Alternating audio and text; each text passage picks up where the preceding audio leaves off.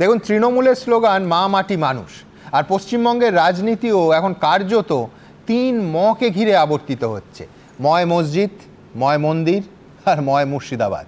আজ যখন মুর্শিদাবাদের বেলডাঙ্গার অশান্তিতে এনআইএ তদন্তের মামলা কলকাতা হাইকোর্টে ফেরত পাঠিয়ে দিয়ে কেন্দ্রকে বিঁধে অত্যন্ত তাৎপর্যপূর্ণ মন্তব্য করছে সুপ্রিম কোর্টের প্রধান বিচারপতির বেঞ্চ, ঠিক সেই সময় মুর্শিদাবাদের বেলডাঙ্গায় আনুষ্ঠানিকভাবে বাবরি মসজিদ নির্মাণের সূচনা করলেন হুমায়ুন কবির।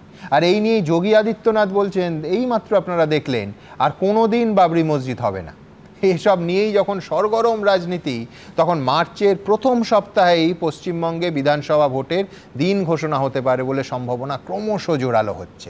এখন বাঙালি হিসেবে প্রশ্নটা এইখানে যে এতদিন গোটা দেশে যেভাবে খুল্লা হিন্দু মুসলমানের রাজনীতি চলতো, সেটা কি আবার পশ্চিমবঙ্গেও শুরু হয়ে গেল? আমার প্রথম বক্তা সমীর আইচ কি বলে।